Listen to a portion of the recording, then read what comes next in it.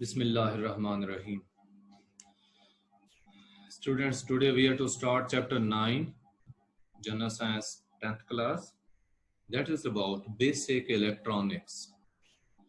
Basic electronics. इस chapter के अंदर हमने इलेक्ट्रॉनिक्स के बारे में स्टडी करना है।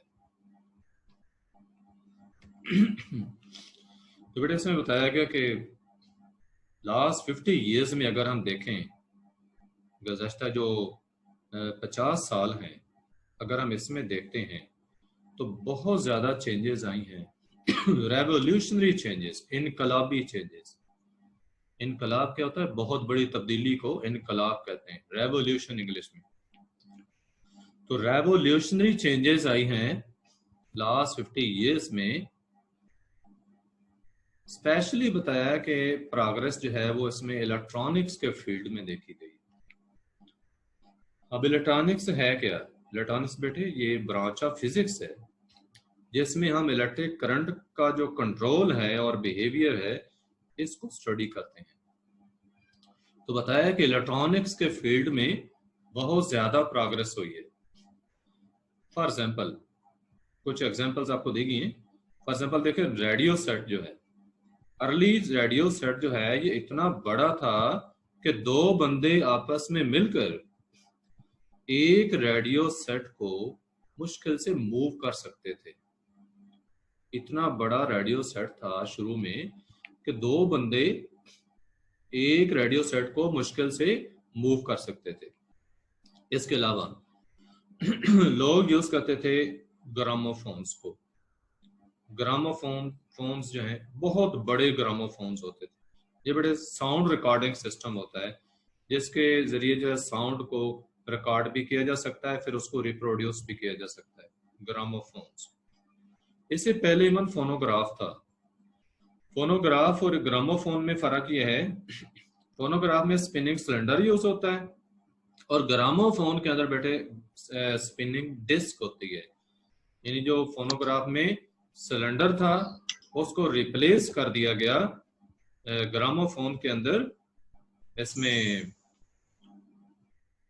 ग्रामोफोन के अंदर उसको स्पिनिंग डिस्क में जो है वो चेंज कर दिया। इतना फर्क है। दोबारा देख लें कि जो फोनोग्राफ था उसमें स्पिनिंग सिलेंडर था, तो ग्रामोफोन में स्पिनिंग डिस्क का यूज होती है। इसके अलावा स्पेस को देखें, कंक्वेस्ट ऑफ स्पेस, ये सिर्फ इमेजिनेशन, सिर्फ ख्याली बात समझी जाती थी कि स्पेस में भी हम ट्रेवल कर सकेंगे, कोई स्पेस में भी जा सकेगा। तो ये तस्वुर ही था, ख्याल ही था लोगों का। तो यानी कि ये समझा जाता था ये जस्ट एक ख्याली बात है, इमेजिनरी बात है, ऐसा तो पॉसिबल ही नहीं है। इसके अलावा शुरू में बिग वेल्व्स यूज होते थे टीवी के अंदर। ये बेटे वैक्यूम ट्यूब्स की बात कर रहे हैं, जो टीवी में वैक्यूम ट्यूब्स यूज होती थी, बहुत बड़ी जो है वो ट्यूब्स यूज होती थी। कंप्यूटर जो था इट ऑक्युपाइड मेनी रूम्स, कई कमरों पर मुश्तमिल होता था। एक कंप्यूटर का जो सिस्टम है ये कई कमरों के अंदर सेट होता था। लेकिन आप आजकल के दौर में देखें, माइक्रोचिप्स यूज हो रही हैं। ये जो माइक्रोचिप्स हैं ये स्मॉल इलेक्ट्रॉनिक डिवाइसेस होते हैं। जो इन चिप्स के यूज से जो है टीवी या कंप्यूटर्स को देखें तो वो उनका साइज बहुत ही रिड्यूस हो गया है, साइज इनका बहुत कम हो गया है इन माइक्रोचिप्स की वजह से। माइक्रो का मतलब भी छोटा होता है, तो चिप्स असल में इलेक्ट्रॉनिक डिवाइसेस हैं, सिलिकॉन के बनी हुई होती हैं, सिलिकॉन की बनी होती हैं ये चिप्स, और इनकी वजह से साइज इन डिवाइसेस का बहुत रिड्यूस हो गया। बताया कि इस हद तक रिड्यूस हो गया है कि हम इनको इजीली एक जगह से दूसरी जगह शिफ्ट कर सकते हैं। बेटे आपको मालूम है टीवी है, रेडियो है, कंप्यूटर है, अब तो एक बंदा इनको इजीली उठा सकता है। इवन के बहुत छोटे साइजेस हैं, एक हाथ में आप उठा सकते हैं। कम्युनिकेशन, हाँ, एक तो साइज इनका कम हुआ, दूसरा एफिशिएंसी बेटे याद रखें कई गुना बढ़ गई है। एफिशिएंसी इनकी वर्किंग जो पावर है वो इनकी पहले से ज्यादा है। और इसके अलावा सैटेलाइट्स के थ्रू जो कम्युनिकेशन है it has become very common, आम हो चुकी है। हर जगह सैटेलाइट के थ्रू कम्युनिकेशन हो रही है। ये दूर दराज दूसरे कंट्रीज के अंदर देखें मैचेस हो रहे होते हैं, क्रिकेट के मैचेस मसलन हो रहे हैं, और यहाँ पे हम अपने घरों में बैठे जो है टीवी के ऊपर वो देख रहे होते हैं, तो ये थ्रू सैटेलाइट्स कम्युनिकेशन हो रही होती है। ट्रांसमिशन एक जगह से दूसरी जगह बताया कि ऑल ओवर द वर्ल्ड हम वॉच कर सकते हैं, और ये सब किस वजह से है? इलेक्ट्रॉनिक्स की बदौलत है।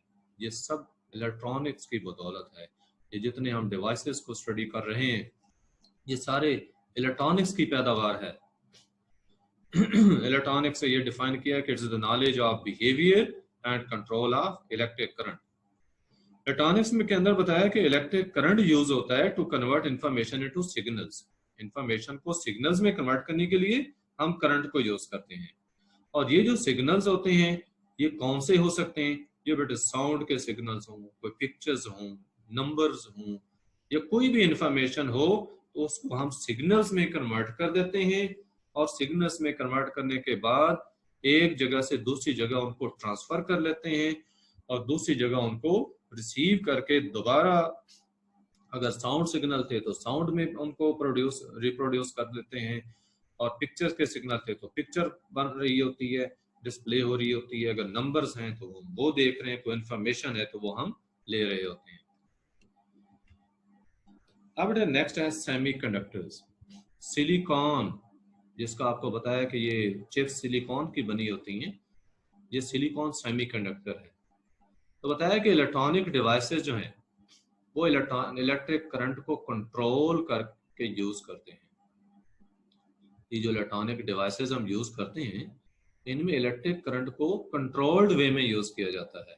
जो मॉडर्न इलेक्ट्रॉनिक डिवाइसेस हैं मोस्टली क्या है, इनके अंदर सेमीकंडक्टर्स होते हैं, और सेमीकंडक्टर का याद रखें ये ऐसा सब्सटेंस होता है जिसकी जो इलेक्ट्रिक करंट को कंडक्ट करने की एबिलिटी होती है वो कंडक्टर्स और इंसुलेटर्स के बिटवीन होती है।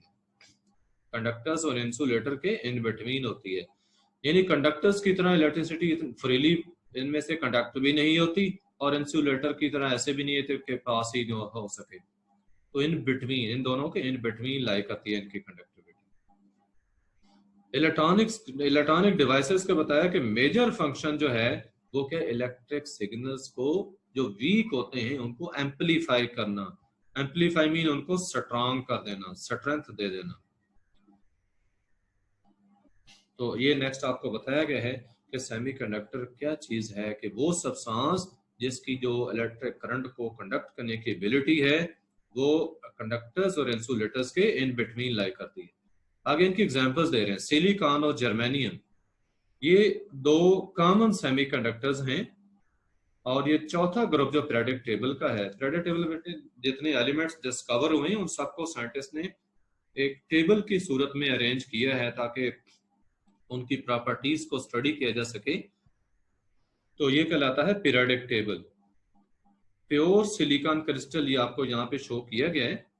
तो ये बेटे बताया गया था यहाँ पे कि ये सिलिकॉन या जर्मेनियम जो हैं ये किस ग्रुप के हैं, ये पीरियोडिक टेबल के अंदर चौथे ग्रुप के अंदर मौजूद हैं। चौथे ग्रुप के ये एलिमेंट्स हैं सिलिकॉन और जर्मेनियम। अब प्योर जो सेमीकंडक्टर्स हैं उनके अंदर फ्री इलेक्ट्रॉन्स बेटे नहीं होते एट वेरी लो टेम्परेचर की बात करें तो इनके अंदर चूंकि फ्री इलेक्ट्रॉन्स नहीं होते जिनके जरिए के करंट जो है वो कंडक्ट होता है, लिहाजा हम क्या कहेंगे कि एट वेरी लो टेम्परेचर ये जो सेमीकंडक्टर्स हैं ये इंसुलेटर्स हैं, क्योंकि फ्री इलेक्ट्रॉन्स नहीं है। वेरी लो टेम्परेचर पे ये इंसुलेटर्स हैं। लेकिन एट ऑर्डिनरी टेम्परेचर क्या होता है, मसलन हम कहें रूम टेम्परेचर की बात कर लें तो कुछ इलेक्ट्रॉन्स इनके जो है वो फ्री हो जाते हैं, some electrons they get free, और उन इलेक्ट्रॉन्स के फ्री होने की वजह से इनके अंदर से करंट का जो पास होना है, कंडक्टिविटी जो है वो पॉसिबल हो जाती है। फिर बेटे देख लें कि सेमीकंडक्टर्स वेरी लो टेम्परेचर पे इंसुलेटर्स हैं क्योंकि उनमें कोई फ्री इलेक्ट्रॉन नहीं होते। लेकिन एट ऑर्डिनरी टेम्परेचर क्या होता है, कुछ इलेक्ट्रॉन्स फ्री हो जाते हैं और उनकी वजह से इलेक्ट्रिसिटी कंडक्ट हो सकती है। ये बेटे देखिए सिलिकॉन आपके यहाँ शो किया गया, ये चूंकि चौथे ग्रुप का एलिमेंट है तो इसके ये बाहर वाला शेल जो होता है उसको बेटे कहते हैं वैलेंस शेल, तो उसमें 4 इलेक्ट्रॉन है। अब एक सिलिकॉन का एटम जो है उसके 4 इलेक्ट्रॉन है वैलेंस शेल में। अब इसके साथ ये वाला देखिए, मैं सेंटर वाला ले रहा हूँ। आप देखें इसके राइट साइड पे एक सिलिकॉन का एटम है, ये इस सिलिकॉन एटम का इलेक्ट्रॉन था ये वाला, तो ये जो ऊपर वाला इलेक्ट्रॉन है ये साथ वाले का आ गया। इसी तरह इस सिलिकॉन का एक ये इलेक्ट्रॉन था, ये वाला इलेक्ट्रॉन ऊपर वाले एटम का आ गया। ये इलेक्ट्रॉन अगर इसका है तो ये वाला नीचे वाला इलेक्ट्रॉन इधर वाले एटम का आ गया। ये एक इलेक्ट्रॉन उसका कंसिडर कर लें तो दूसरा नीचे वाले एटम का। तो इसके बाहर बेटे देखें जो 4 एटम आए हुए हैं उन्होंने अपना एक एक इलेक्ट्रॉन शेयर किया हुआ है। तो 4 इलेक्ट्रॉन इस सिलिकॉन के अपने थे और 4 दूसरे एटमों ने शेयर किए। अब ये 8 इलेक्ट्रॉन टोटल हो गए, लेकिन इस वक्त आप देखें ये सारे इलेक्ट्रॉन्स टाइटली बाउंड हैं, कोई भी फ्री इलेक्ट्रॉन नहीं है। तो ये वाला केस बेटे है एट वेरी लो टेम्परेचर, उस पे ये सिलिकॉन क्या है, इंसुलेटर। अब हम देखते हैं कि इसमें कंडक्टिविटी कैसे आती है। सेमीकंडक्टर्स का बताया कि इनको हम यूजफुल कर सकते हैं, यूजफुल बना सकते हैं। कैसे? इनकी कंडक्टिविटी को बढ़ाकर। और वो हम कैसे बढ़ाते हैं? हम इनके अंदर कुछ और एलिमेंट्स जो हैं उनको ऐड कर देते हैं। या तो हम ट्राईवैलेंट ऐड करते हैं या पेंटावैलेंट ऐड करते हैं। जैसा बेटे यहाँ पे आपने देखा ना, सिलिकॉन के एटम के बाहर 4 इलेक्ट्रॉन थे, तो ये कहलाता है टेट्रावैलेंट। वैलेंट कहते हैं वैलेंसी को। आप समझ लें कि वैलेंस शेल में जो इलेक्ट्रॉन्स की तादाद है उसके लिहाज से टेट्रावैलेंट मीन कि उसके 4 इलेक्ट्रॉन है। अब यहाँ देखा ट्राईवैलेंट, ट्राई का मतलब 3 होता है, तो ऐसा एटम जिसके वैलेंस शेल में 3 इलेक्ट्रॉन हो। या फिर पेंटावैलेंट जिसके वैलेंस शेल में 5 इलेक्ट्रॉन हो, क्योंकि पेंटा 5 को कहते हैं। तो बेटे अगर ट्राईवैलेंट या पेंटावैलेंट एटम्स जो हैं, इम्प्योरिटी, इसको इम्प्योरिटी कहा जाएगा इसलिए कि ये उस मटेरियल के तो एटम नहीं है। मतलब सिलिकॉन हमारे पास है तो ये सिलिकॉन के एटम नहीं है, और एलिमेंट्स के एटम्स हैं। मतलब हमने इसके लिए जो है वो बोरोन, एल्यूमिनियम या आर्सेनिक हम इसमें यूज करते हैं। तो अगर एल्यूमिनियम यूज करते हैं वो ट्राईवैलेंट है, और अगर आर्सेनिक करेंगे तो पेंटावैलेंट है। ये भी अगले टॉपिक में मैं एक्सप्लेन करता हूँ। तो इम्प्योरिटी के तौर पर जब ये एलिमेंट्स जो हैं इनके एटम्स हम मिक्स कर देंगे सिलिकॉन के अंदर, तो ये प्रोसेस कहलाएगा डोपिंग, DOPING, डोपिंग। डोपिंग बेटे याद रखें, इम्प्योरिटीज को सिलिकॉन क्रिस्टल में मिक्स करके इसकी कंडक्टिविटी को बढ़ाने का प्रोसेस है। पता है कि ये जो एडिशन होती है ना, ये किस रेशो में की जाती है? 1 to 10 power 8 एटम्स। यानी एक एटम जो है वो इम्प्योरिटी का है, तो वो 10 power 8 एटम सिलिकॉन के होंगे तो उनके अंदर मिक्स होगा। यानी बहुत ही कम रखा जाता है, अदरवाइज उसकी कंडक्टिविटी बहुत ज्यादा हो जाएगी। हमने थोड़ी सी कंडक्टिविटी बढ़ानी होती है। तो ये 10 power 8 बेटे कितना होता है? ये 10 करोड़ होगा। 10 करोड़ एटम अगर सिलिकॉन के हैं तो उनके अंदर सिर्फ एक एटम जो है वो उस इम्प्योरिटी का हम डालेंगे, ट्राईवैलेंट या पेंटावैलेंट।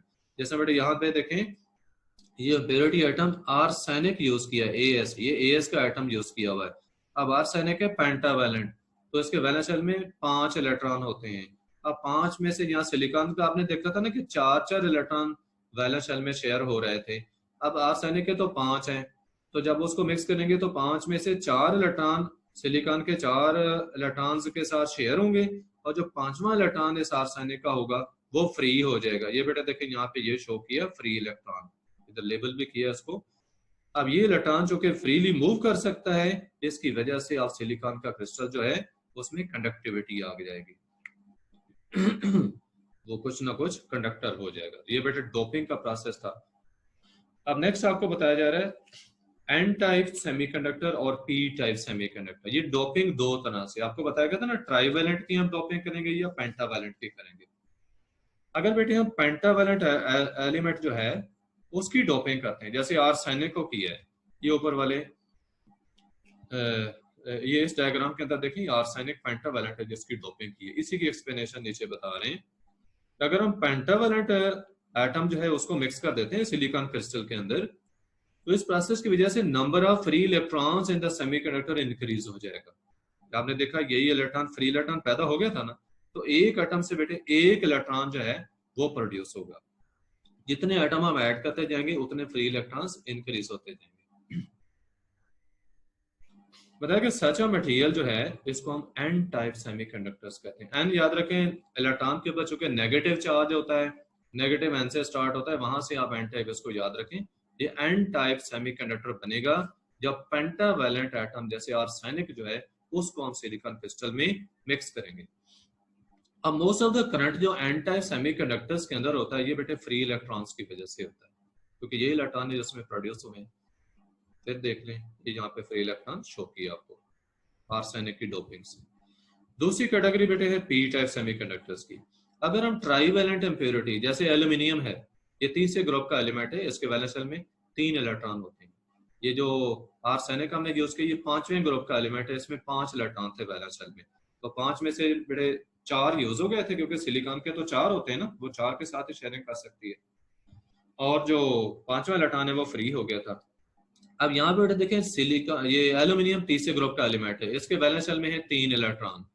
अब सिलिकॉन के तो 4 इलेक्ट्रॉन होते हैं, ये देखें ये सिलिकॉन के 4 एटम साइड्स पे आ रहे हैं, तो रिजल्ट क्या होगा कि एल्यूमिनियम के थे 3 इलेक्ट्रॉन। अब 3 इलेक्ट्रॉन 3 एटमों के साथ शेयर हो गया, लेकिन ये जो चौथा एटम सिलिकॉन का साइड से आ रहा है उसके साथ ये सिलिकॉन का इलेक्ट्रॉन है जो ब्लू कलर से शो किया, ये साथ व्हाइट कलर में जो शो किया ये होल इसको कहा जा रहा है। होल असल में क्या डेफिशिएंसी ऑफ इलेक्ट्रॉन, क्योंकि एल्यूमिनियम के 3 इलेक्ट्रॉन थे, उसने इन 3 एटमों के साथ 1 2 और 3 एटमों के साथ एक एक शेयर कर दिया, 3 उसके कंप्लीट हो गए। अब चौथा इलेक्ट्रॉन इधर का सिलिकॉन का एटम तो शेयर कर रहा है, लेकिन एल्यूमिनियम के पास इलेक्ट्रॉन नहीं है, तो यहाँ पे बेटे देखो ये डेफिशिएंसी इलेक्ट्रॉन की होगी, इस डेफिशिएंसी को होल कहते हैं। तो कहा कि डोपिंग के जरिए इस तरह की जो डोपिंग इससे होल्स की तादाद बढ़ती है सेमीकंडक्टर में, और ऐसे मटेरियल को हम पी टाइप सेमीकंडक्टर कहते हैं।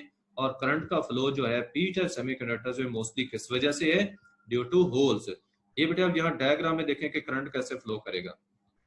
ये जो होल है इसको फिल करने के लिए ये वाला इलेक्ट्रॉन इधर आता है, तो यहाँ डेफिशिएंसी आएगी। ये वाला इलेक्ट्रॉन इसकी कमी पूरी करने के लिए यहाँ पे आएगा, तो ये होल यहाँ ट्रांसफर हो जाएगा, या इधर से मूव करवा सकते हैं।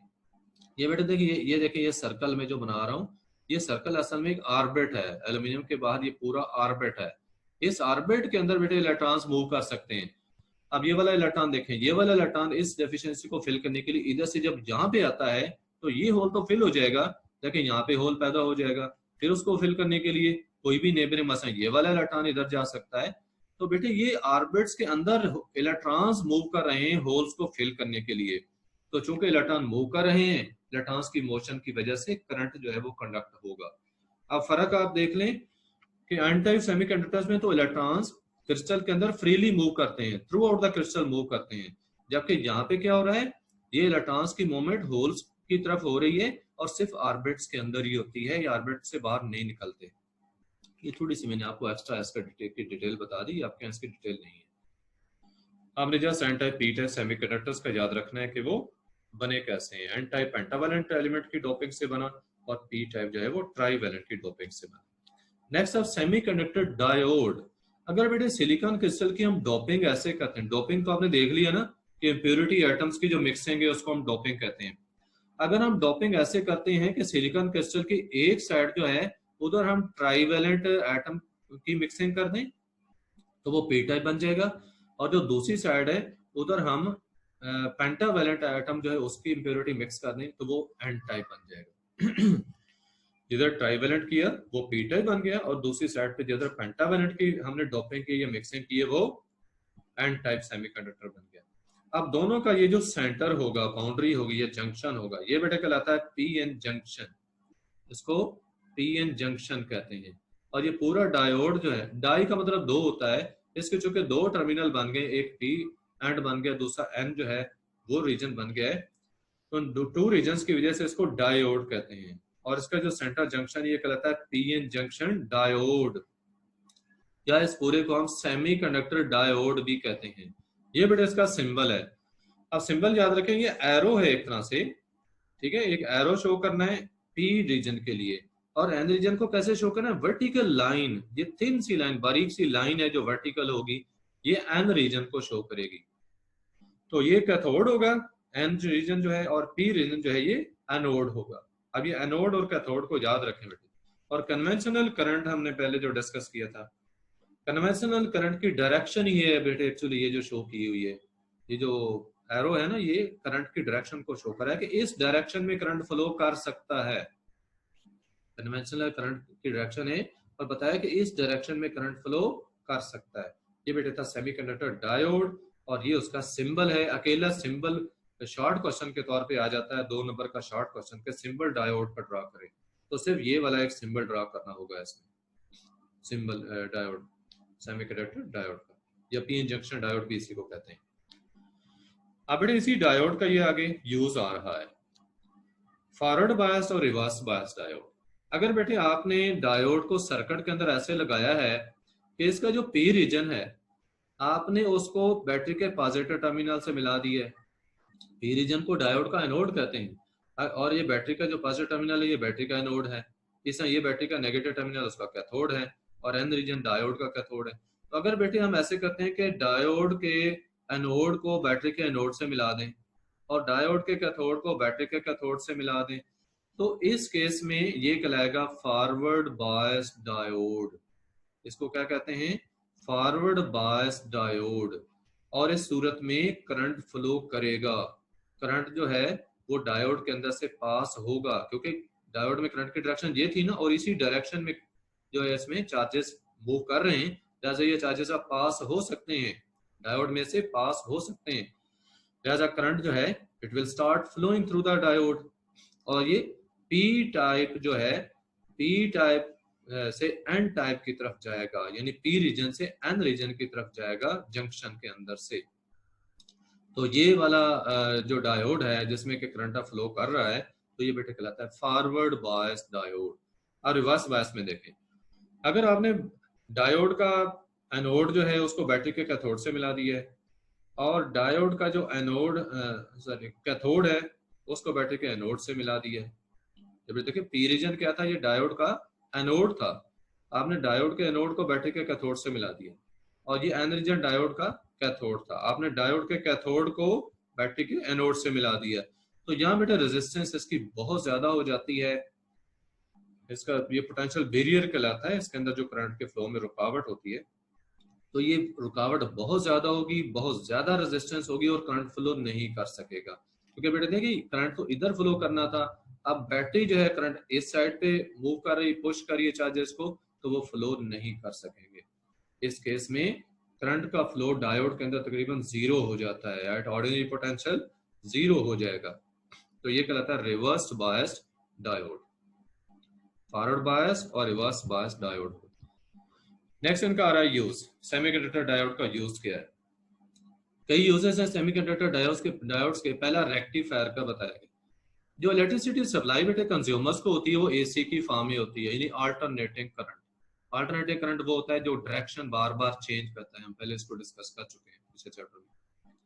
लेकिन बहुत सी हमारे अप्लायंसेज ऐसे हैं जैसे रेडियो है, टीवी है, कंप्यूटर है, तो ये डीसी के ऊपर चलते हैं। ये डायरेक्ट करंट जो डायरेक्शन चेंज नहीं करने वाला करंट उसके ऊपर चलते हैं।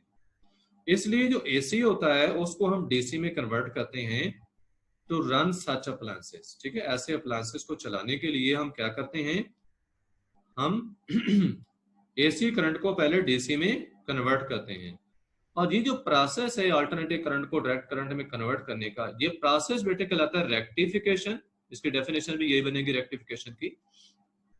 और जो डिवाइस हम यूज करते हैं एसी करंट को डीसी में कन्वर्ट करने के लिए, जो वो कहलाता है रेक्टिफायर, डिवाइस कहलाता है रेक्टिफायर। तो सेमीकंडक्टर डायोड रेक्टिफायर के तौर पे बेटे यूज होता है। तो ये सेमीकंडक्टर डायोड का आपको यूज बताया गया as a rectifier for rectification, mean के एसी करंट को डीसी करंट में कन्वर्ट करने के लिए। नेक्स्ट लाइट एमिटिंग डायोड, ये इसका दूसरा यूज है। लाइट एमिटिंग डायोड्स बेटे जो है ये स्पेशल कंपाउंड्स के बने होते हैं, गैलियम के कंपाउंड्स के ये बने होते हैं और ये फॉरवर्ड बायस्ड होते हैं। फॉरवर्ड बायस सर्किट आप देख चुके हैं। तो जो एलईडीज या लाइट एमिटिंग डायोड्स हैं ये फॉरवर्ड बायस सर्किट होता है और ये गैलियम के कंपाउंड्स के बने होते हैं। तो इनके जो पोटेंशियल बैरियर है, पोटेंशियल बैरियर मैंने बताया ना, पीएन जंक्शन में से करंट के फ्लो में जो रुकावट है उसको पोटेंशियल बैरियर कहते हैं। तो इनका जो पोटेंशियल बैरियर होता है ना पीएन जंक्शन का, वो ऐसा होता है कि जब इलेक्ट्रॉन होल को ऑक्यूपाई करेगा, पी रीजन में एंटर होगा ना जब एन रीजन से, मैं आपको डायोड दोबारा बताता हूं। ये देखें, एन रीजन से जब इलेक्ट्रॉन इस पी रीजन में जाएगा, एन रीजन में फ्री इलेक्ट्रॉन्स हैं और पी रीजन में क्या है, होल्स हैं, इलेक्ट्रॉन की डेफिशिएंसी है। तो जब भी इलेक्ट्रॉन यहाँ एन रीजन से पी रीजन में जाएगा पोटेंशियल बैरियर को क्रॉस करके, तो उसका रिजल्ट क्या होगा, लाइट विल बी एमिटेड। फिर बेटे सुन लें कि जब एन रीजन से पी रीजन में कोई इलेक्ट्रॉन जाएगा तो पोटेंशियल बैरियर ऐसा सेट किया होता है कि वहां पे लाइट एमिट होती है। और इस तरह के जो डायोड्स हैं ये रेड कलर में, ग्रीन, ब्लू, येलो और व्हाइट कलर्स में अवेलेबल है। इनका यूज जो है ये इंडिकेटर लैंप्स में भी होता है। इंडिकेटर लैंप्स मीन लैंप्स जो कि इंडिकेट करेंगे किसी न किसी चीज को, सिग्नल को इंडिकेट करेंगे, लाइट की प्रेजेंस को इंडिकेट करेंगे, किसी भी इंडिकेटर के तौर पे यूज किए जा सकते हैं। किसी डिवाइस की वर्किंग को इंडिकेट करने के लिए कि होगा तो लाइट एमिट होगी, इट मींस कि वो वर्क कर रहा है, तो ये इंडिकेटर का काम होता है। नाउअडेज बताया कि डायोड्स जो हैं ये ऑडियो डेक के अंदर यूज होते हैं to display ups and downs in the loudness of sound. ये डेक्स, ये जो टेप वगैरह, ये साउंड सिस्टम जो होते हैं उनको कहते हैं ऑडियो डेक जो है। उनके अंदर आवाज को कम ज्यादा करने के लिए ये डायोड्स यूज होते हैं, सॉरी एलईडीज यूज होते हैं। एक और यूज जो एलईडी का बताया वो होता है 7 सेगमेंट डिजिट का डिस्प्ले डिजिटल क्लॉक के अंदर। ये क्लॉक के अंदर जो डिजिटल क्लॉक है उसके अंदर बेटे देखें सेगमेंट्स की फॉर्म में ऐसा आपको डिजिट्स नजर आते हैं। तो इंग्लिश जो इंग्लिश डिजिट 8 है उसको 7 सेगमेंट्स में देखें डिवाइड किया गया। ये टोटल सेगमेंट्स आप काउंट करें 1 2 3 4 5 6 और 7 सेगमेंट्स है इसके अंदर। तो यही 7 सेगमेंट्स है जिनको चेंज करके डिफरेंट डिजिट्स जो हैं वो बन जाते हैं, जो डिजिटल क्लॉक के ऊपर डिस्प्ले में आते हैं। फोटो डायोड, ये डायोड्स बताया कि ये सेंसिटिव है लाइट को, लाइट सेंसिटिव है, and they are used in reverse bias mode. Reverse bias आपने देखा जिसमें रेजिस्टेंस ज्यादा हो जाती है, तो ये रिवर्स बायस मोड में बेटे यूज होते हैं फोटो डायोड। जब लाइट नहीं पड़ती तो इनकी रेजिस्टेंस बहुत ज्यादा होती है, मेगा ओम। एक मेगा ओम जो है वो 10 लाख ओम के इक्वल होता है, एक मेगा ओम बड़ा यूनिट है। तो जब लाइट नहीं पड़ती तो उनकी रेजिस्टेंस बहुत ज्यादा होती है, और इनकी रेजिस्टेंस जो है वो कम होना शुरू हो जाएगी जैसे ही उसके ऊपर फॉल करने वाली लाइट जो है वो बढ़ना शुरू करती है। जैसे लाइट की इंटेंसिटी बढ़ती जाएगी, ब्राइटनेस बढ़ती जाएगी, तो इसकी रेजिस्टेंस कम होती जाएगी। इस तरह से जो रिवर्स करंट है वो इंक्रीज होता जाएगा। इंसिडेंट लाइट की वजह से, लाइट पड़ने की वजह से इसमें रिवर्स करंट बढ़ेगा। अब ये यूज कहाँ पे होते हैं, लाइट की डिटेक्शन के लिए, क्योंकि देखें बेटा लाइट होगी तो इन्होंने चूंकि करंट को फ्लो करने देना, इनकी रेजिस्टेंस कम होनी है, करंट पास होगा इनमें से, तो लाइट की प्रेजेंस को इंडिकेट करते हैं। और कंप्यूटर में और वीडियो गेम्स में यूज होते हैं। ये ऑटोमेटिक जो स्विचेस होते हैं ना सर्किट के अंदर लगाए हुए, उनके अंदर भी यूज होते हैं। लाइट को ऑन ऑफ करने के लिए लाइट स्विचेस जो हैं ऑटोमेटिक स्विचेस, क्योंकि वो लाइट पड़ेगी तो ऑन होंगे, लाइट नहीं होगी तो वो ऑफ हो जाएंगे। तो सर्किट्स के अंदर इनका ये यूज होगा। ये फोटो डायोड थे। नेक्स्ट बेटे बताया गया है रेडियो वेव्स के बारे में। साउंड वेव्स का आपको पता है बेटे कि साउंड जो हमारे कानों तक पहुंचती है ये वेव्स की फॉर्म में पहुंचती है, और ये जो वेव्स होती हैं ये मैकेनिकल वेव्स होती हैं, क्योंकि इनको मीडियम की जरूरत होती है एक जगह से दूसरी जगह जाने के लिए। लेकिन अगर हम लाइट को देखें तो लाइट वेव्स बेटे जो हैं इनको मीडियम की जरूरत नहीं होती। लाइट वेव्स इलेक्ट्रोमैग्नेटिक वेव्स हैं, उन्हें एक जगह से दूसरी जगह ट्रेवल करने के लिए मीडियम की जरूरत नहीं होती। आपको मालूम है कि सूरज की रोशनी हम तक जो है वो वैक्यूम में से गुजर कर आती है। अब वैक्यूम के अंदर तो कोई मीडियम नहीं है, तो इससे ये प्रूव होता है कि लाइट वेव्स को मीडियम की जरूरत नहीं है एक जगह से दूसरी जगह ट्रेवल करने के लिए।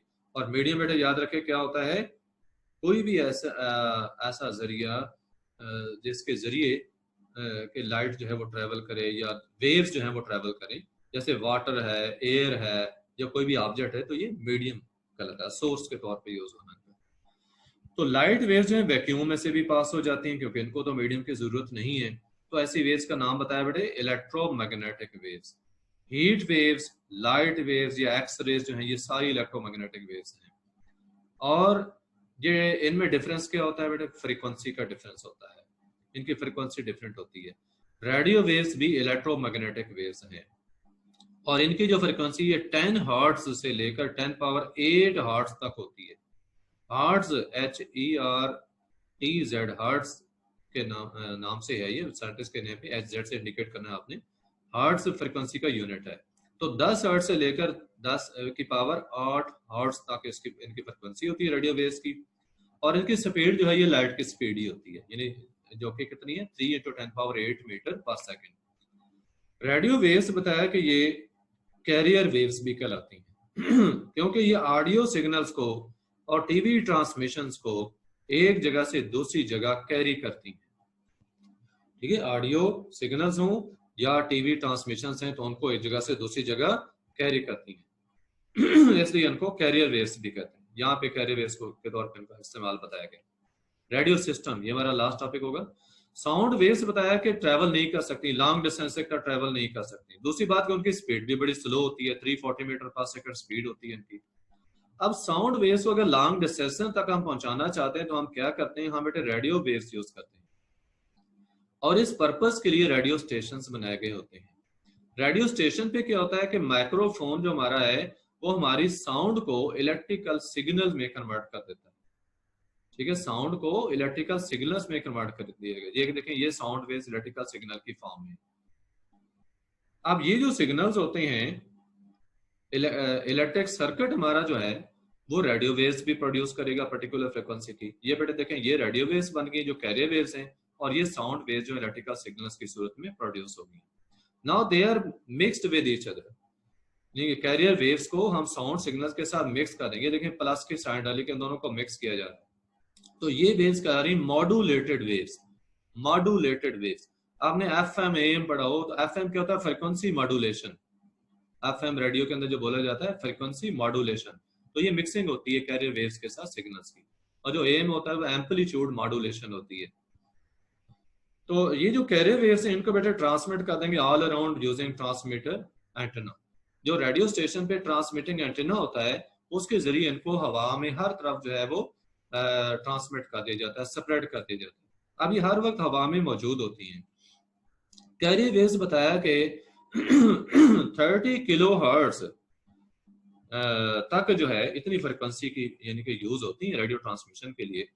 जो डिफरेंट रेडियो स्टेशंस होते हैं बेटे वो डिफरेंट फ्रिक्वेंसी की कैरियर वेव्स यूज करते हैं।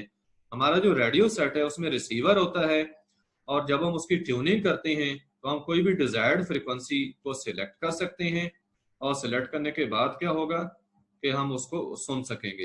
रेडियो सेट बताया कि रिसीव करता है कैरियर वेव्स को, उस पर्टिकुलर फ्रिक्वेंसी की जो कैरियर वेव्स हैं इनको हमारा रेडियो सेट जो है वो रिसीव करेगा हम अपने रिसीवर के जरिए। जो रिसीविंग एंटेना होगा उस एंटेना के जरिए जिसके लिए इसको ट्यून किया गया होगा ना, सिर्फ उसी स्टेशन के सिग्नल रिसीव करेगा। और जो रिसीवर होता है हमारे रेडियो सेट का या टीवी का, ये क्या करता है, ये साउंड सिग्नल्स को कैरियर वेव से अलग कर देता है और उन सिग्नल्स को सेंड कर देगा स्पीकर को। स्पीकर एम्पलीफाई करके स्पीकर को सेंड करेगा, स्पीकर उनको दोबारा साउंड में कन्वर्ट करेगा और हमें आवाज सुनाई देगी। ये बेटे प्रोसेस था इसका साउंड सिस्टम का जो एक्सप्लेन किया गया। It is end of our 2 days lecture now. Tomorrow we shall move forward.